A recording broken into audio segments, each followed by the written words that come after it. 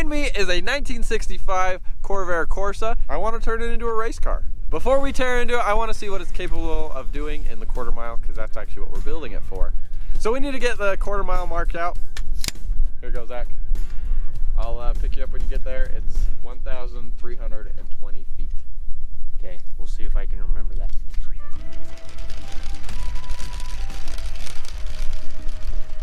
Oh, it's gonna take a while.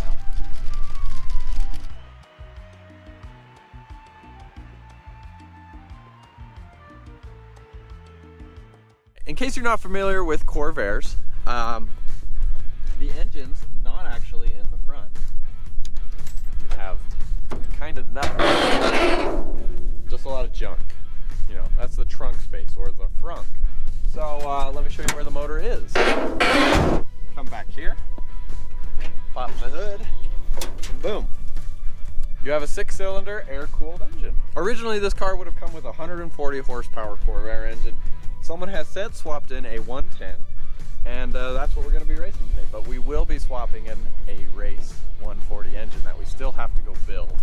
You may have noticed my other Corvair here. This is my 1961 Lakewood wagon, and it also has a 110 motor. They should be pretty identical, except this one weighs a little bit more. And this one wasn't produced to be a sports car, whereas this one definitely has a sportier look. You may even notice some Camaro features in it. Predates the Camaro, by the way. There's kind of a joke in the Corvair community where you can street race them legally because they're not fast enough to get anybody's attention. So, we're going.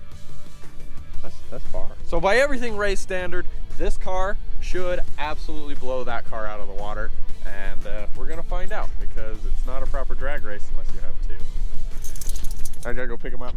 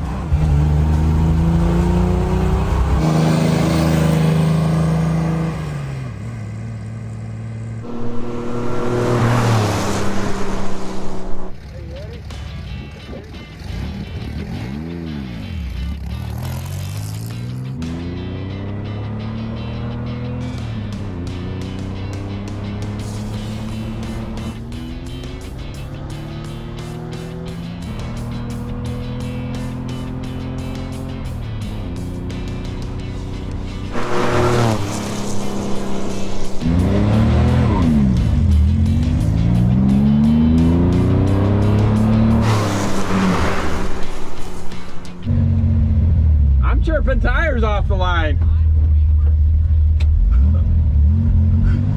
Time for Rudy was 21 seconds, .53, and Zach was 20.77. Yes! Yeah!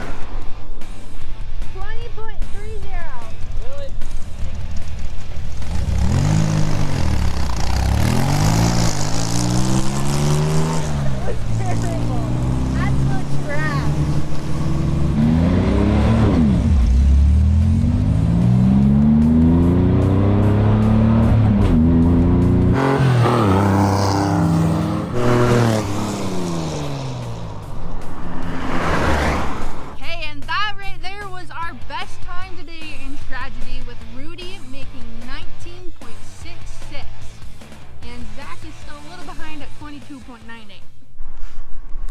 22.98! I don't know how I lost to Rudy the first time. Because this thing's slow, dude. It's so bad. 19.66. Sweet, sweet. That's a good time. That's the best by like That's our best today, yeah. All right, are you hopping in now to get your times? I'd like to. Okay. All right, I've driven this car before. Let's see if I can find the gears.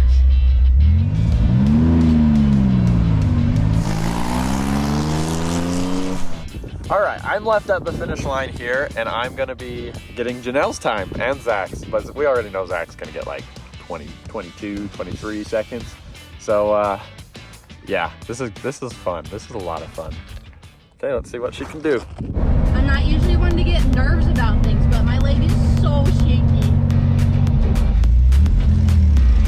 Oh, come on, come on.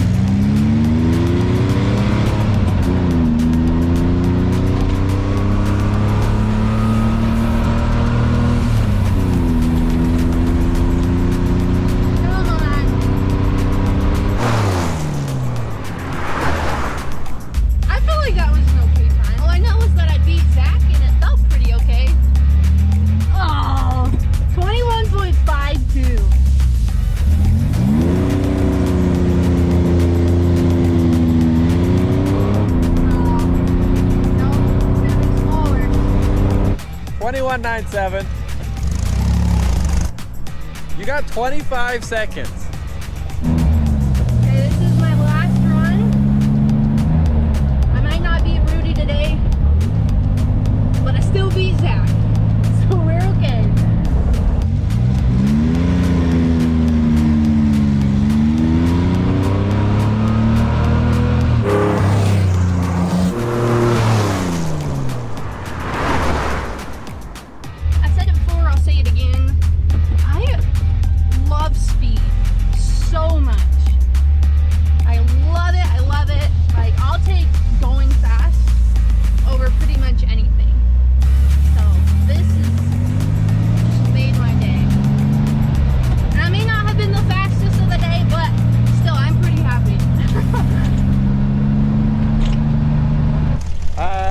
You got 21.73. You're very consistent. So everyone ran down the track 3 times. We didn't get Zach's first time, but that's okay because we just averaged his last 2 together, and then we averaged everyone else's time. And here's what we got. So the slowest average was Zach with 22.095. Second slowest was me with 21.74. And then Rudy in first place with 20.32. Really? Mm-hmm. And our top time of the day was Rudy with 19.66. That saved me. Mm-hmm. And Zach's fastest 20.77 and mine 21.52. That's what you get for being consistent, though. You're still not last place. Meanwhile, Gracie's average times were 22, 24. That one's 27. Zach, what were you doing on that one? 21, 22. I was just cruising, man. I guess. I was. All right, back in the early days of racing history, not super early, like 60s and stuff, a couple people got their hands on these and found that they actually make a really good like autocross / race car for the engine size that they are, and they happen to have amazing handling capabilities. So a couple people got their hands on them, like Don Yanko, and they made a name for the Corvair. So the plan with this car is to hopefully turn it into one of those older looking race cars with styling and speed and handling, and all in all, it'll just be a fun car, I think. And a couple of my friends are putting on an event down in Tucson, Arizona called the Duct Tape Drag.